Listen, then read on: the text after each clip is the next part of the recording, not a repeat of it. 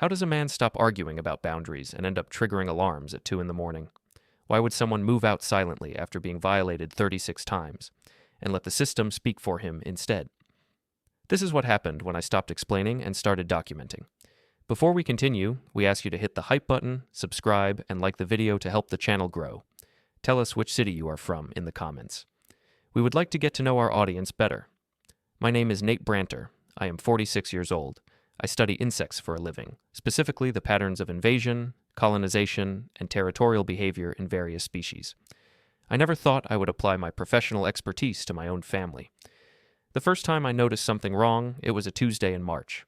I came home from the university around 6 in the evening, tired from a long day of cataloging specimens. My apartment was exactly as I had left it.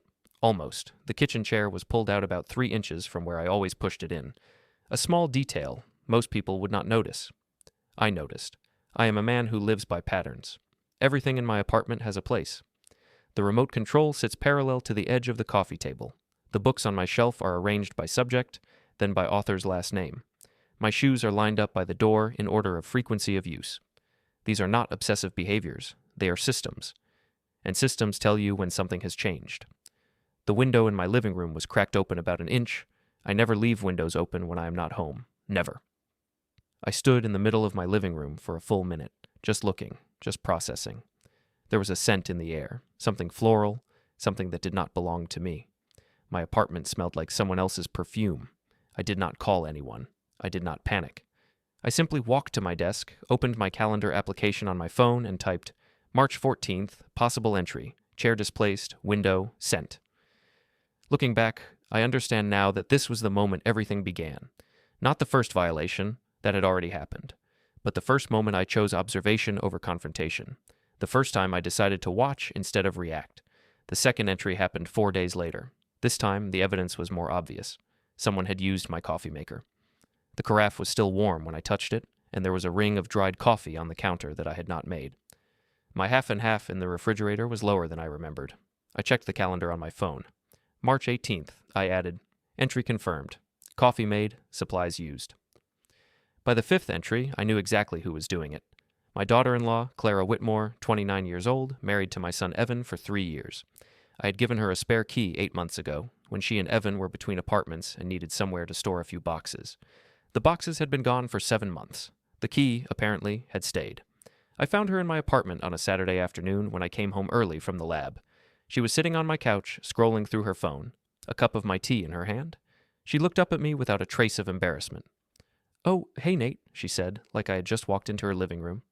I was in the neighborhood, thought I would stop by. I stood in my own doorway, keys still in my hand. You stopped by my empty apartment. Well, I figured you would be home soon. She smiled. It was the kind of smile that expected agreement. Traffic was terrible. I just needed a quiet place to decompress for a bit. You do not mind, right? I minded. I minded very much. But I am not a man who makes scenes. I was raised to be reasonable, to find compromise, to keep peace. So I said, Clara, in the future, could you please call first? Or text, just so I know to expect you. She laughed. Actually laughed. Nate, you are so formal. We are family. Do you text Evan before you visit? I did, actually, always. But I did not say that. I just nodded and went to the kitchen to pour myself some water. The next time I saw my son, I mentioned it casually. We were having dinner at a restaurant near his office, a monthly tradition we had kept for years. Clara has been stopping by my apartment, I said, keeping my voice neutral, when I am not there. Evan shrugged. He is 31, tall like me, but with his mother's eyes, blue and evasive. She likes your place. It is quiet. She says it helps her think. I would appreciate if she called first. Dad. He said it with that particular tone, the one that suggested I was being difficult. She is family. You gave her a key. For the boxes are gone. So? Just asked for the key back if it bothers you that much. He said it like it was simple. Like asking my daughter-in-law to return a key would not cause exactly the kind of family drama I had been trained my whole life to avoid. The entries continued. By the end of April, I had documented 12. Some were obvious. Moved furniture, used dishes, displaced items. Others were subtle. A drawer not quite closed, a magazine moved from the coffee table to the side table, a subtle rearrangement of my bathroom toiletries. I started keeping more detailed notes. Not just dates, but times when I left and returned. Approximate windows of entry. What was disturbed? What was used? I did not know why I was doing this. It was just what I did. I observed, I documented, I classified. On May 3rd, I came home to find Clara and Evan both in my apartment. This time, they had brought groceries and were cooking in my kitchen. They said it was a surprise dinner for me. I smiled. I thanked them. We ate together at my table, and Clara talked about her job in marketing, and Evan talked about a promotion he was hoping for, and I listened and nodded and said very little. After they left, I washed the dishes. I inventoried my refrigerator. They had used ingredients I had been saving for a specific recipe. They had reorganized my spice rack to make room for things they had brought. They had left a wine bottle in my recycling when I do not drink wine. Entry number 14. I wrote it in my notes. And then I sat at my desk staring at the calendar on my phone, and I thought about insects. Specifically, I thought about parasites. About species that enter a host slowly, establish themselves gradually, make the host accustomed to their presence until the host no longer recognizes the invasion as abnormal. I thought about how patterns of intrusion become patterns of habitation, how what begins as occasional becomes regular, how regular becomes expected, how expected becomes entitled. I was watching my own colonization. The hallway outside my apartment had security cameras, small, unobtrusive, with tiny red lights that blinked softly in the darkness. I started paying attention to those lights, started noticing when they captured movement, started wondering what they saw when I was not there. Late one night, unable to sleep, I stood at my door and watched the camera light blink, 3 times in a row. Something had triggered the motion sensor. I opened my door just a crack. The hallway was empty, but the elevator doors down the hall were just closing. It was 2:47 in the morning. I added it to my notes. Entry attempt or actual entry, unknown. Time, 2:47 a.m. I did not sleep the rest of that night. I lay in bed and thought about the conversations I should have, the boundaries I should draw, the words I should say. But I had tried words. Words got laughed off. Words got reframed. Words got turned around until I was the one being unreasonable, the one being too sensitive, the one who did not understand what family meant. So I stopped thinking about words and started thinking about patterns. The key? That is where it all started. One small piece of metal that I handed over on a cold November afternoon, 8 months before my careful life began to unravel. Clara had called me that day. This was unusual. She normally communicated through Evan, if at all, but she sounded stressed, almost friendly, explaining that they were between apartments and needed somewhere to keep a few boxes for a couple of weeks. Just some clothes and books, she said. Nothing major. We do not want to pay for storage when you have all that space. She said it like my 2-bedroom apartment was some vast warehouse, like the space I had carefully organized over 15 years was just empty square footage waiting to be filled. I should have said no. The word was right there, sitting on my tongue like a small hard stone. But Evan was on the extension, and he said, "Dad, it would really help us out." And I heard something in his voice that I had not heard since he was a teenager asking to borrow the car. That particular mixture of need and assumed entitlement that children learn when they know their parents love them unconditionally. So I said yes, and I gave Clara my spare key. "Just for the boxes," I said, "and please call before you come by." "Of course," Clara said. "We really appreciate this, Nate." The boxes arrived the next day, 3 of them. They sat in my second bedroom for exactly 11 days. Then Evan picked them up. But the key stayed with Clara. I did not ask for it back. That would have seemed petty, distrustful, not like family. Now, sitting in a cafe near my university 3 months after the entries began, I replayed that decision in my mind. I had been drinking the same cup of coffee for 40 minutes, watching it grow cold while I thought about the 17 entries I had documented so far. 17 times. Someone had been in my home 17 times without my permission. And each time I had mentioned it, the response was the same. "You are being dramatic," Clara said once when I caught her using my shower. She was wrapped in my towel, using my shampoo, completely unbothered. "The gym showers are disgusting. Yours is right here. What is the big deal?"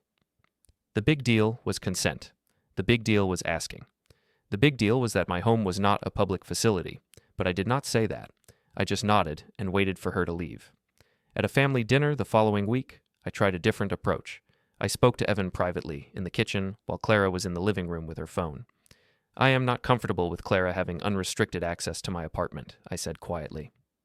Evan sighed.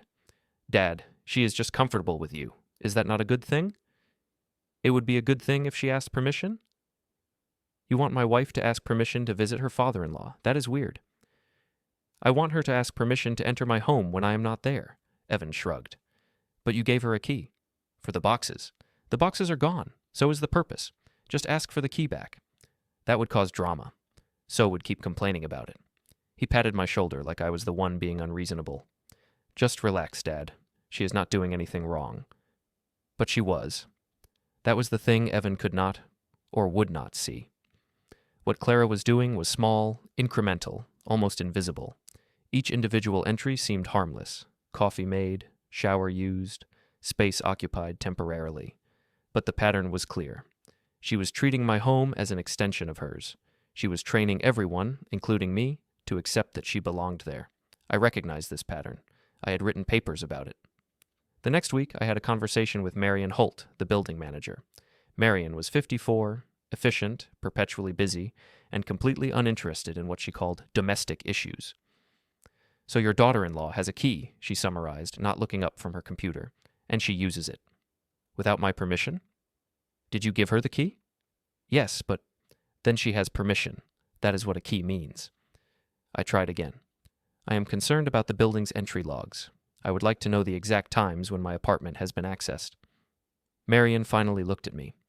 Entry logs are not available to individual residents. That is a security measure. Even for my own unit? The logs show building entry, not individual unit access. Your apartment does not have separate monitoring. She returned to her computer. If you want your daughter-in-law to stop visiting, tell her to stop. This is not a building management issue. I left her office and walked to the parking garage beneath the building. It was quiet down there, concrete and fluorescent lights and the smell of exhaust. I stood by my car and thought about what I knew. Entry logs existed, but I could not access them. The hallway cameras recorded motion, but the footage was controlled by building management. Clara had a key that I had given her, which meant, legally at least, she had the right to enter. Everything was working exactly as it was designed to work, and none of it was protecting me. I drove to my university lab that afternoon and spent 3 hours cataloging a new collection of specimens. Beetles, mostly. Invasive species from Southeast Asia that had somehow made their way into shipping containers and established colonies in warehouse districts across California.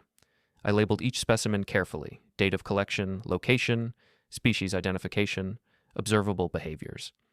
I noted which ones were solitary and which lived in groups, which ones were aggressive and which were passive, which ones adapted to new environments quickly and which struggled, pattern recognition. That is what my job was, finding order in chaos, identifying trends before they became crises.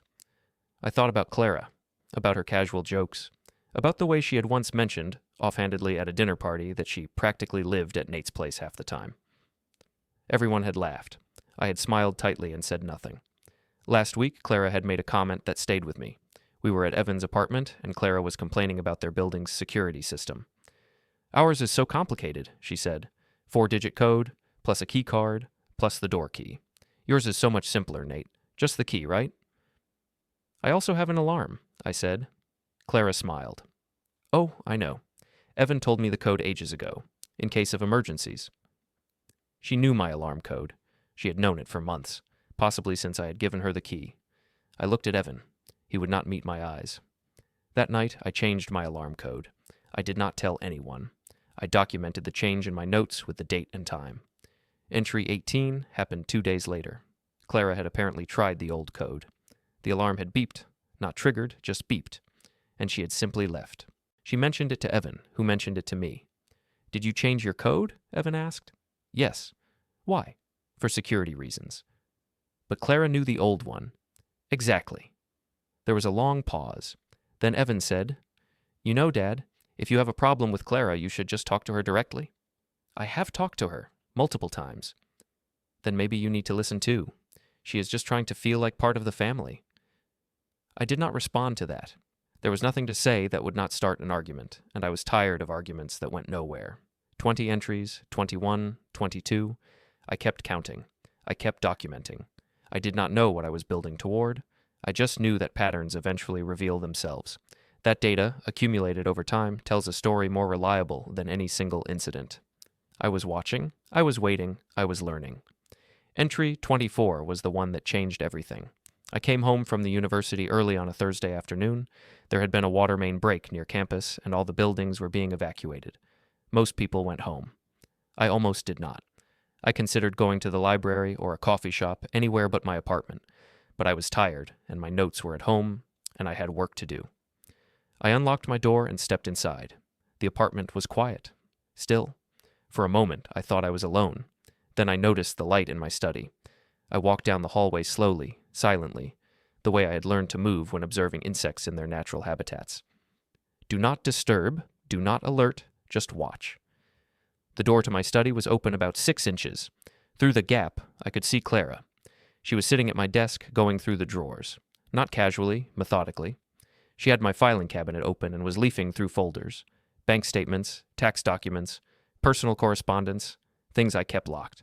The drawer was locked. I was certain of it. I locked it every time. But now Clara was sitting there, reading my private papers, completely absorbed. She had not heard me come in. She was too focused on what she was doing. I could have confronted her. I could have asked what she was doing, demanded an explanation, made a scene, but instead, I did what I always do. I observed.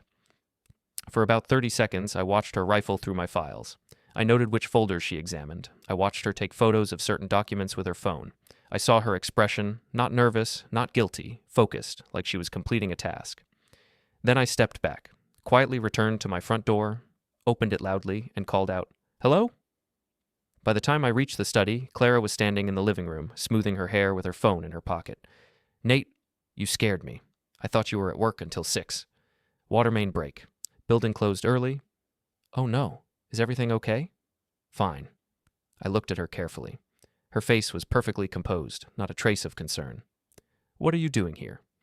"Just passing the time. Evan is stuck in traffic. I thought I'd wait here until he was free." "In my study?" Clara laughed. "I was looking for a pen. Yours are never where you think they are." She gestured vaguely toward my desk, which was perfectly organized, with pens always in the same cup. I nodded. I did not argue. I did not accuse. After she left, meeting Evan at a restaurant nearby, she said, I went to my study and examined the damage. The drawer was unlocked. She had somehow gotten through the lock, picked it, or found a key, or simply forced it. The folders inside were mostly in order, but not quite. Small details again. Things only I would notice. I sat at my desk for a long time, thinking. What was she looking for? Why would anyone need to photograph my tax returns? At the university the next day, I found myself comparing Clara's behavior to certain species of parasites I had studied, the ones that did not simply take what they needed, they surveyed first, mapped the territory, identified resources, made plans. This was not random intrusion, this was reconnaissance. I mentioned the incident to my sister Lena that evening.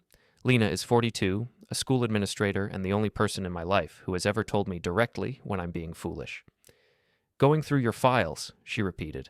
Locked files? Yes. And you just let her leave? What was I supposed to do, tackle her? Lena sighed. Nate, you have been telling me about these entries for months. I have been patient. I have listened. But this is different. This is not using your coffee maker. This is invasion of privacy. I know. So what are you going to do about it? I did not answer immediately. Because the truth was, I had been thinking about that question for weeks. What could I do? Talk to Clara again? She would laugh it off. Talk to Evan? He would defend her. Talk to the building manager? She had already made clear this was not her concern. Every normal channel was closed. Every reasonable approach had failed. But there was another approach. One I had been considering for a while now, in the quiet hours when I lay awake at night, listening for the sound of my door opening. I am going to document, I said finally. Lena frowned. You have been documenting. You have 24 entries in your notes. I am going to document differently, more precisely, with evidence that cannot be dismissed. Evidence for what? I looked at my sister. She had my father's eyes, brown, direct, skeptical. She had spent her whole life solving problems practically, efficiently, head-on. She did not understand the value of patience, of waiting, of letting patterns reveal themselves. I do not know yet, I said honestly, but patterns eventually become evidence, and evidence becomes leverage. Lena was quiet for a moment. Then she said, Nate, you are one of the calmest people I know, but you are also one of the most stubborn. Just promise me you will not let this become an obsession. It is not an obsession, I said. It is observation. The next morning at my lab, I pulled up my research files, specifically my work on territorial invasion patterns in social insects. I had spent years studying how colonies establish themselves in hostile environments. The stages were predictable: initial reconnaissance, gradual encroachment, resource exploitation, and finally, complete displacement of the original inhabitants. I circled a date on my calendar in red: 30 days from now. I did not know exactly what would happen in 30 days, but I knew that by then I would have enough data to make a decision, one way or another. Entries kept coming. 25, 26, 27. Clara grew bolder. She started leaving things behind: a sweater on my couch, a pair of shoes by the door. She started using my Netflix account. She started having packages delivered to my address. "It is just easier," she explained when I asked about an Amazon box with her name on it. "Your building has a better package room than ours." I nodded. I said nothing. I documented. Entry 30, entry 31. And then, on a quiet Sunday morning, entry 32. I found my bedroom door open. I always close my bedroom door. Always. Even when I am home alone. It is a habit, a boundary, a simple act of privacy preservation. Clara had been in my bedroom. I could smell her perfume on my sheets. I stood in my doorway for a long time, looking at my bed, my closet, my personal space that had been violated. Then I went to my desk, opened my notes, and wrote, "Pattern confirmed. Escalation increasing.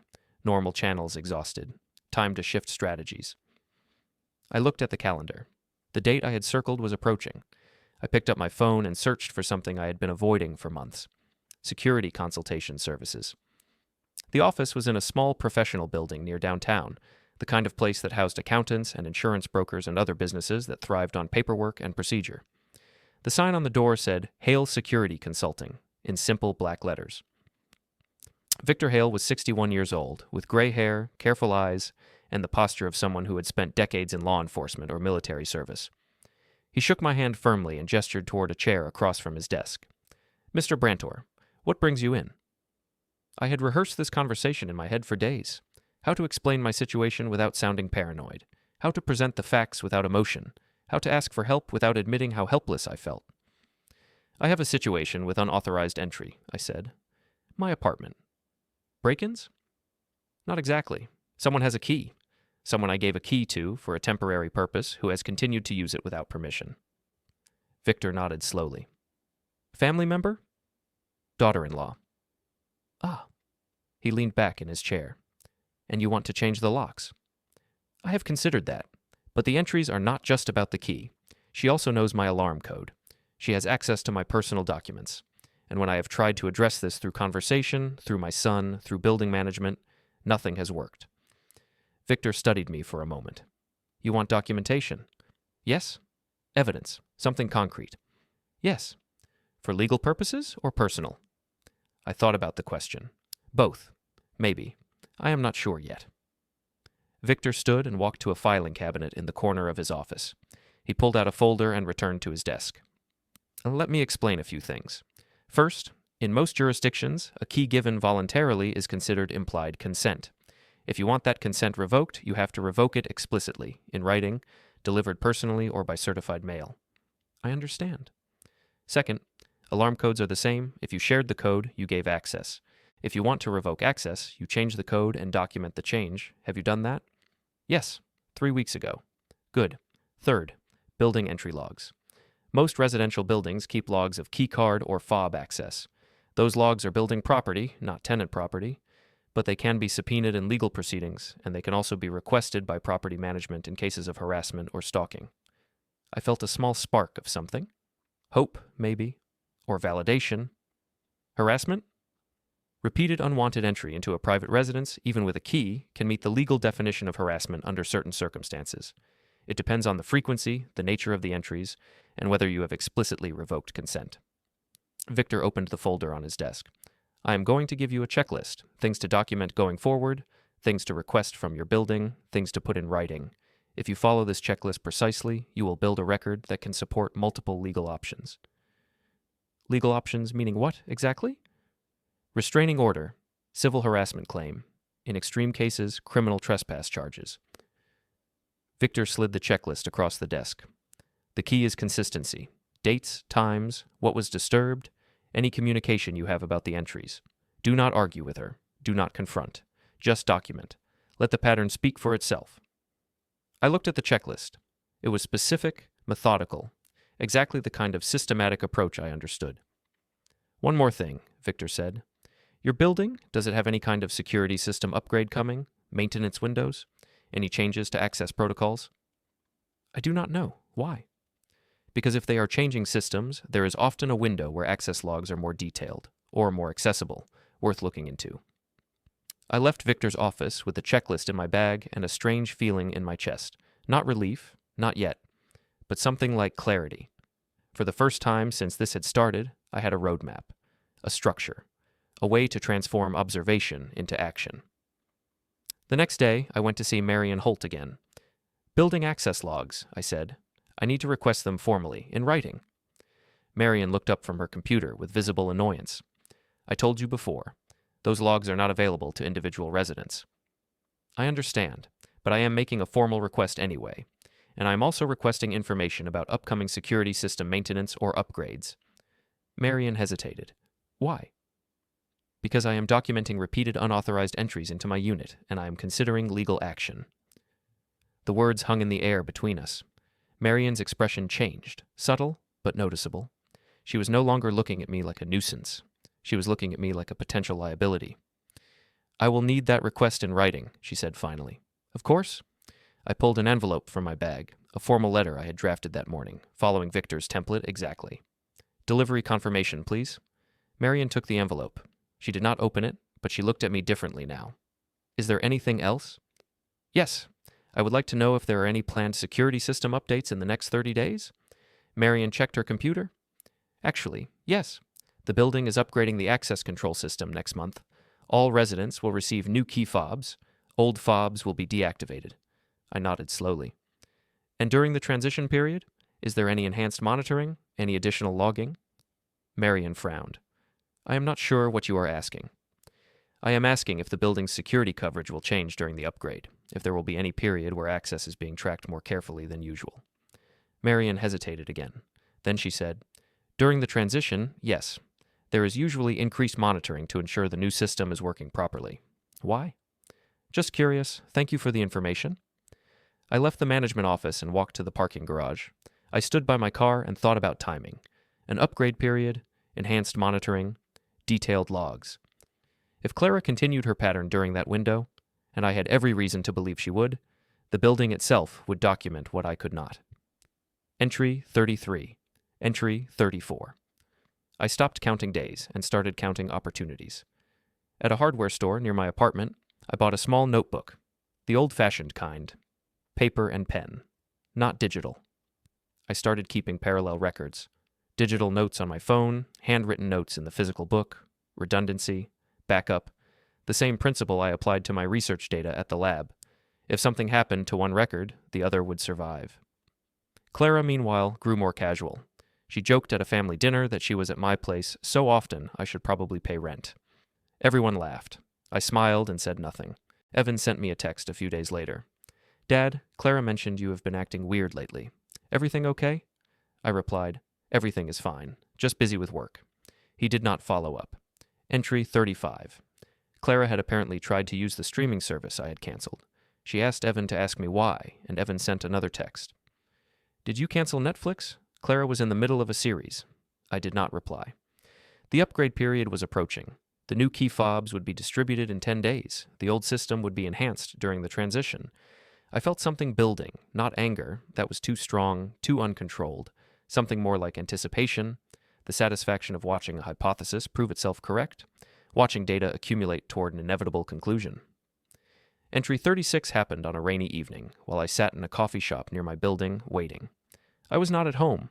I had left deliberately, at a specific time, creating an apparent opportunity. Then I had walked to the coffee shop across the street and sat by the window, watching my building entrance. At 7:47 p.m., I saw Clara enter the lobby. She was alone. She did not look around or hesitate. She walked directly to the elevator, swiped her key fob, and disappeared inside. I watched. I waited. At 8:23 p.m., she emerged, carrying something in her hand. A document of some kind. She tucked it into her bag and walked out of the building. I finished my coffee, I paid my bill, I walked home. When I entered my apartment, I went directly to my study. The locked drawer, was slightly open. Inside, the folder containing my insurance policies had been disturbed. Entry 36. documented. I sat at my desk and looked at my calendar. The upgrade period started in 7 days, and I knew, finally, exactly what I was going to do. The sublet apartment was small, a studio on the east side of the city, far from my usual neighborhood. The building was old, the elevator slow, the walls thin enough that I could hear my neighbor's television through the plaster. It was perfect. I found it through a listing site, paid the deposit in cash, and signed a month-to-month lease under my full legal name. No deception, no fraud. Just a man renting an apartment, the most ordinary thing in the world. The move itself took 2 evenings. I did not hire movers, I did not use large boxes. I simply packed essentials into suitcases, clothes, toiletries, my laptop, the physical notebook with my handwritten documentation, and carried them to my car in multiple trips. I left my original apartment exactly as it was. Furniture in place, kitchen stocked, books on shelves. If someone walked in, they would think I had just stepped out. They would not know I was never coming back. On the 3rd day, I went to the bank. A young woman at the customer service desk helped me update my mailing address. "New apartment?" she asked, typing efficiently. "Yes." "Would you like to update any other contact information? Emergency contacts, beneficiaries?" "No, just the mailing address." She processed the change and handed me a confirmation slip. I folded it carefully and placed it in my wallet, next to the checklist Victor had given me. That evening, I sat in my new studio and watched the city lights through the window. My phone was on the table, silent. No one had tried to contact me in 3 days. No one knew where I was. It was the strangest feeling. Not loneliness, not freedom. Something in between, like stepping off a moving train and watching it continue without you. The transition period at my old building had begun. Marion had sent an email to all residents explaining the security upgrade, the new key fob distribution, the enhanced monitoring during changeover. I read the email twice and then deleted it. I did not pick up my new key fob. I did not interact with building management. As far as the building record showed, I simply stopped coming home. 5 days passed, then 6. On the 7th day, Evan sent me a text. "Dad, where are you? Clara said your apartment looks empty." I read the message but did not reply. On the 8th day, Evan called. I let it go to voicemail. His message was brief. "Dad, seriously, what is going on? Call me back." On the 9th day, Clara texted me directly, the first time she had ever done so. "Nate, we are worried. Is everything okay? Your place looked disturbed today?" "Your place. Not my place. Your place." I saved the text. I documented the time and date. I did not respond. The 10th day was quiet. No calls, no texts. I went to my lab at the university and spent the afternoon examining specimens just like any other day. My colleagues had no idea anything had changed. I was the same Nate Brantor I had always been, methodical, quiet, unremarkable. In the evening, I sat in my studio and waited. At 11:47 p.m., my phone buzzed. A notification from my old apartment's security system, an app I had never uninstalled. Someone had entered my apartment. The alarm had not been triggered. They had used the code, except I had changed the code weeks ago. The only way in was to guess, or to break in, or to use a back door I had never known about. At 11:52 p.m., another notification. Motion detected in the living room. At 11:58 p.m., another notification. Motion detected in the study. At 12:07 a.m., the alarm triggered. Not a break-in alarm. That would have been silent, sent only to the monitoring service. This was the audible alarm, the one that screamed through the building at maximum volume, alerting neighbors, security, everyone. I sat in the dark, phone in hand, and watched the notifications accumulate. 12:08 a.m. Alarm monitoring service alerted. 12:09 a.m. Building security responding. 12:11 a.m. Alert forwarded to property management. 12:14 a.m. Local security patrol dispatched. At 12:17 a.m., my phone rang. An unknown number, probably building security. I did not answer. At 12:23 a.m., Evan called. I did not answer. At 12:31 a.m., Evan called again, then again at 12:45, then at 1:02. I turned off my phone and went to sleep. The next morning, I turned my phone back on to 17 missed calls, 11 from Evan, 4 from Clara, 2 from the building management office. There were also 12 text messages and 3 voicemails. I listened to the voicemails. Evan, frantic. "Dad, what is going on? The building called us. They said your alarm went off and someone was inside. Are you okay? Call me back immediately." Marion Holt, formal. "Mr. Brantor, this is property management. We need to discuss the incident at your unit last night. Please contact our office as soon as possible." Evan again, angry this time. "Dad, I am at your apartment. Where are you? The police were here. They want to talk to you. What is happening?"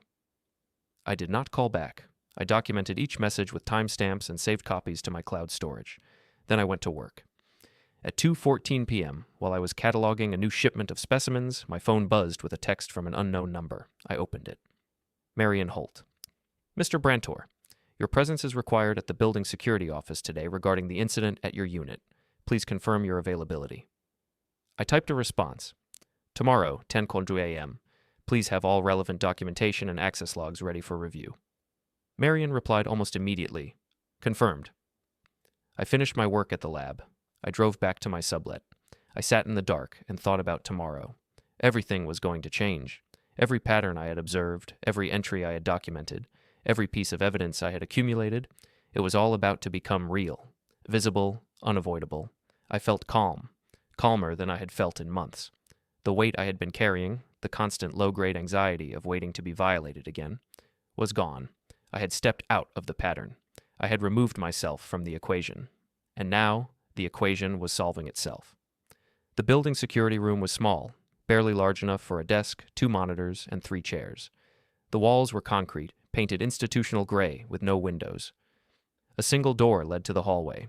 Fluorescent lights hummed overhead. Marion Holt was already there when I arrived. So was Victor Hale. I had called him the previous evening and asked him to attend. "Mr. Brantor." Marion looked uncomfortable. She was holding a folder, thick with papers, and her hands were not entirely steady. "Thank you for coming. As you know, there was an incident at your unit night before last." "I know." "The alarm was triggered at approximately 12:07 a.m. Building security responded, along with our contracted monitoring service. When they arrived at the unit, they found..." She opened the folder, consulted a paper. "A woman inside. She identified herself as a family member and claimed she had permission to enter." "She did not." Marion nodded slowly. "We are reviewing that now." Victor, standing slightly behind me, spoke for the first time. "What documentation do you have regarding the entry?" Marion looked relieved to address someone other than me. "We have access logs, camera footage, and alarm system records. As you may know, we were in the middle of a security system upgrade at the time. Enhanced monitoring was in place." "Let us see the logs," I said. Marion pulled another paper from the folder, a printout, columned and time-stamped. She placed it on the desk between us. "These are the entry logs for your unit over the past 90 days. As you can see, there have been multiple entries." I looked at the printout. Row after row of timestamps, key fob swipes, alarm deactivation attempts. Some successful, some failed. Motion sensor triggers. The pattern was clear, undeniable, extensive. "How many entries?" Victor asked. Marion hesitated. "By the individual who entered night before last? The logs show?" She counted silently. 36 separate entries since the enhanced monitoring began. Prior to that, the old system did not log individual entries as precisely. 36, the exact number I had documented. "And Mr. Brantor's consent?" Victor pressed. "We have on file a letter from Mr. Brantor dated 6 weeks ago, formally revoking access for any individual who previously held a spare key." Marion looked at me. "We did not take adequate action at the time. We apologize for that oversight." "What about the alarm code?" I asked. Marion shifted uncomfortably. "The alarm code was changed by you approximately 3 weeks ago. The individual who entered night before last apparently knew the old code, but not the new one. The alarm triggered when she entered the wrong code 3 times. "At 2 in the morning," I said. "Yes." Silence in the small room. The fluorescent lights hummed. "I would like to see the camera footage," I said. Marion hesitated. "The footage is..." She stopped, started again. "The footage shows the individual entering the unit, spending approximately 20 minutes inside, and then attempting to leave when the alarm triggered. Building security detained her in the lobby until the situation could be resolved." "Who is the individual?" Marion looked at the paper again, though I was certain she already knew. "A Ms. Clara Whitmore. According to our records, she is your daughter-in-law." I nodded. I said nothing. Victor leaned forward. "What is the building's policy regarding repeated unauthorized entry during a formal revocation period?" "Our policy is to cooperate fully with any legal proceedings," Marion said carefully. "We will provide all documentation to law enforcement upon request. We will also be terminating access for the individual in question and reviewing our protocols for handling similar situations in the future." "Legal proceedings," I repeated. "That is your decision, Mr. Brantor. But given the documentation..." Marion paused. 36 entries without consent. Alarm system manipulation. After a formal revocation letter, I would recommend consulting with legal counsel. I already had. Victor had arranged for a brief consultation 2 days ago, just to understand my options. The lawyer had been clear. This level of documented trespass would support multiple civil claims and possibly criminal charges. One more question, I said. Where is my son in all of this? Marion looked uncomfortable again. Mr. Evan Whitmore was contacted during the incident. He came to the building approximately 40 minutes after the alarm triggered. He was upset. He claimed his wife had permission to enter. Does the building have documentation of that permission? No. The only documentation we have is your revocation letter. I stood up. Victor stood with me. Thank you for your time, I said. Please send all documentation to my current address. You have it on file. Marion nodded. She did not ask where my current address was. She did not ask why I had moved. She was focused on one thing only, covering the building's liability. As I walked toward the door, Marion spoke again. Mr. Brantor? I turned. She is still here, in the lobby. She said she wants to speak with you. I thought about that for a moment. Clara, waiting in the lobby. Probably crying, probably angry, probably preparing some combination of explanation and accusation that would make this all my fault. No, I said. I walked out of the security room, through the hallway, toward the lobby. And there she was. Clara was sitting on one of the leather benches near the front desk. Her hair was disheveled. Her eyes were red. She was wearing the same clothes she had been wearing when the alarm triggered. She had apparently not been home since. When she saw me, she stood up immediately. Nate, what is going on? I did not do anything wrong. I walked past her. I did not slow down. I did not look at her. Nate! I pushed through the lobby doors and stepped out into the morning air. Behind me, I heard Clara's voice rising in pitch. This is insane. I am family. You cannot just... The door closed behind me, cutting off her words. Victor was beside me. He said nothing. I walked to my car, got in, started the engine. In the rearview mirror, I could see the building lobby.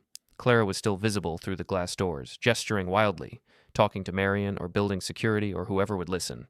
She was explaining, she was defending, she was doing what she always did, reframing, redirecting, making herself the victim. But this time, there was no one to listen. The system had all the documentation it needed. A week passed, then 2. I stayed in my sublet. I went to work. I cataloged specimens. I answered emails about academic matters. I lived my life in the quiet, ordered way I had always preferred. The phone calls slowed, then stopped. Evan stopped leaving messages after the 5th day. Clara stopped trying after the 3rd. Then the letters started. The first one was from the building management, official, formal, notifying me that my lease termination request had been received and processed. I had submitted it 3 days after the incident via certified mail. The apartment was now empty. The second one was from a law office, Victor's referral. They had reviewed the documentation and were prepared to proceed with a civil harassment claim against Clara Whitmore. I had agreed to file, not for money, but for a formal record. The third letter was from Evan. It was handwritten, which surprised me. Evan had not handwritten anything since grade school. The envelope was plain white, addressed to my new apartment. He had gotten the address somehow, maybe from the bank, maybe from somewhere else. I opened it and read, Dad, I do not know what happened between you and Clara, but whatever it was, this has gone too far. She is devastated. We both are. You are my father. I thought family meant something to you. Clara made mistakes. I know that. But we all make mistakes. That is what forgiveness is for. Instead of talking to us, you just left. You changed everything. You called lawyers. You are treating us like criminals. I want to understand. I want to fix this. But I cannot fix what I do not understand. Call me, please. Let us talk. Evan. I read the letter twice. Then I put it back in the envelope and placed it in the folder with the other documentation. I did not call. On the 19th day after the incident, I received notification that the civil harassment complaint had been officially filed. Clara Whitmore had been served papers at her place of employment. The case would proceed through the civil court system. On the 23rd day, my sister Lena called. I heard what happened, she said. Evan called me. He is confused, angry. He does not understand. I know. He thinks you overreacted. He would. Lena was quiet for a moment. Did you overreact? She entered my home 36 times without permission, Lena. She went through my private files, she photographed my financial documents, she used my space as an extension of hers, and when I asked her to stop, everyone, including my son, told me I was the one being unreasonable. So you built a case? I documented a pattern. The case built itself. Another pause. Nate, are you happy? I thought about the question. Happy was a complicated word. I was not experiencing joy, exactly. What I was experiencing was something more subtle, the deep satisfaction of order restored, the relief of not waiting anymore, the quiet pride of having acted logically, methodically, correctly. Yes, I said. I think I am. Good. Lena's voice softened. Because I was worried about you. All those months of documenting, planning, waiting, I thought maybe you had lost yourself in it. I found myself in it. I found what works and what does not. I found that reasonable conversation is useless when the other person does not respect you, and I found that systems, rules, documentation, procedures work better than feelings. Lena laughed softly. You sound like one of your research papers. Maybe, but I'm not wrong. We talked for a few more minutes about other things, her work, our parents' estate, the holidays approaching, normal family conversation. When we hung up, I felt something I had not felt in a long time. Content. The weeks continued. The civil case moved through preliminary stages. Clara's attorney filed responses, denials, justifications, procedural objections. None of them changed the fundamental facts. 36 documented entries, a formal revocation letter, building records, camera footage, and a 2:07 a.m. alarm trigger. The pattern was clear, the evidence was undeniable, the outcome was inevitable. The settlement offer came on a Thursday, exactly 47 days after the incident. Clara's attorney had reviewed the documentation and apparently advised her that trial would go badly. The offer was simple, a formal acknowledgement of wrongdoing, a no-contact agreement, and a modest financial settlement to cover my legal costs and inconvenience. I sat in my attorney's office and reviewed the terms. It is a fair offer, she said. Better than fair, actually. They are trying to avoid the exposure of a public trial. Public exposure of what?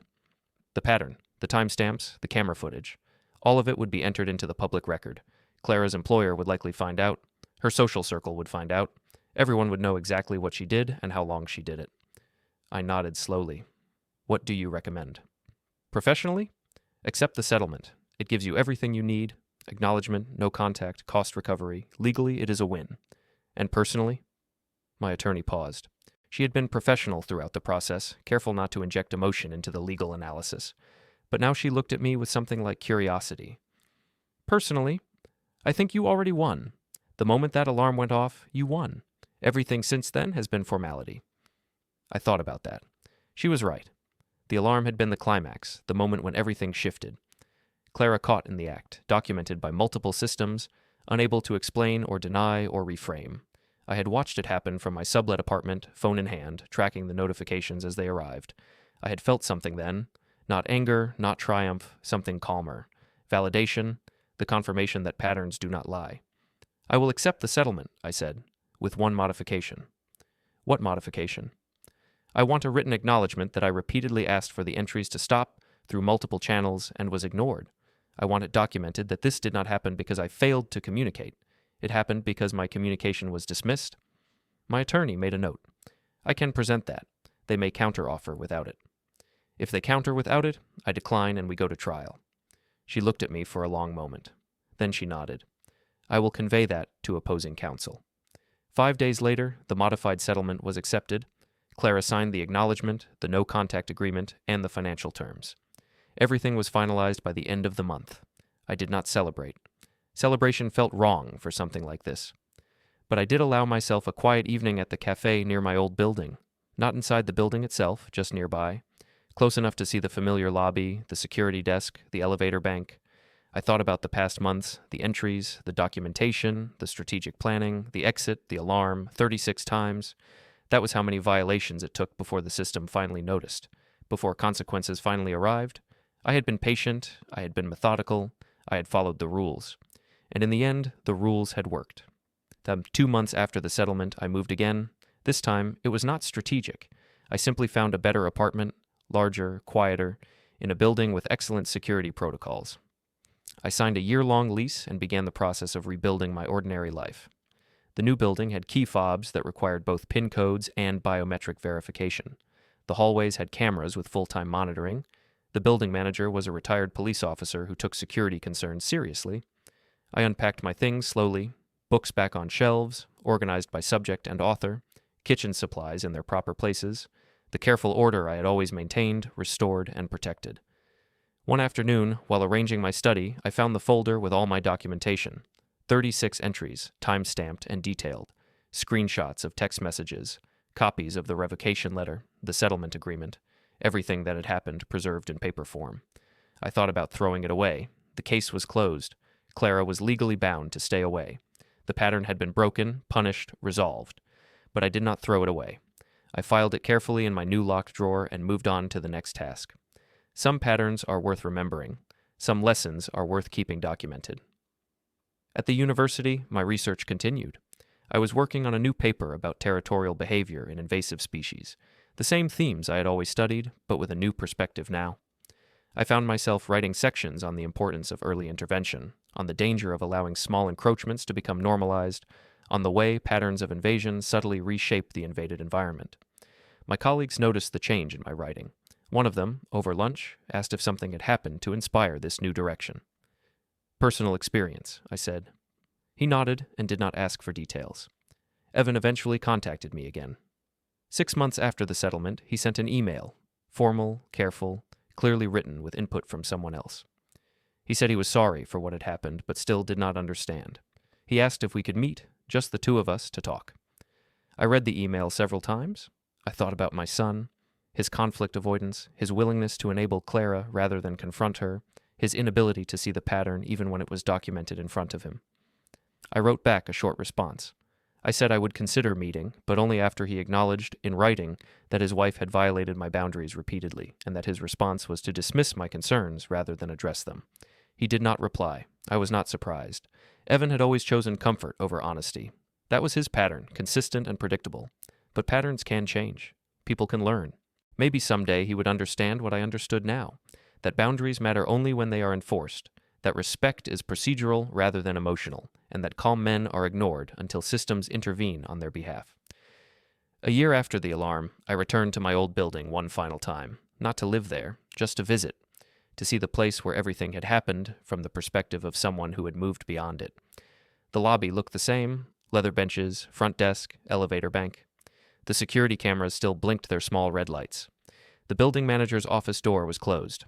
I walked through the lobby slowly, observing. A few residents passed by, none of whom recognized me. I was just another visitor now, someone who had no connection to this place and never would again. I took the elevator to my old floor. The hallway was quiet, the carpet slightly worn, the same fluorescent lights humming overhead. My old apartment door was at the end of the hall, now occupied by someone else. I could see the edge of a doormat, a different style than mine. I stood there for a moment, looking at the door that had been violated 36 times in the space of a year. I felt nothing. Not anger, not sadness, not even satisfaction. Just a calm, clear awareness that this chapter was finished. The pattern had run its course, the documentation had served its purpose, the system had delivered consequences, and I had walked away whole. As I turned toward the elevator, my phone buzzed. A calendar reminder. I had an appointment at the security firm in an hour, a consultation for my new building's protocols. Victor Hale had retired 6 months ago, but the firm was still operating under new management. They had asked for my input on residential security procedures, based on my experience. I had agreed to help. Patterns, after all, are only useful if they generate lessons, and lessons are only valuable if they are shared. I walked out of my old building and into the afternoon light. The city sounds surrounded me. Traffic, voices, the low hum of life continuing. My car was parked across the street in the same spot where I had once sat in a coffee shop, watching Clara enter a space she had no right to enter. That spot was a restaurant now. The coffee shop had closed months ago. Everything changes eventually. But some things do not change. Some principles remain constant. Boundaries matter. Documentation matters. Systems, when used correctly, deliver justice that conversation cannot. I got into my car and drove toward my new life. The alarm panel resets. The access card is deactivated. I leave without saying a word.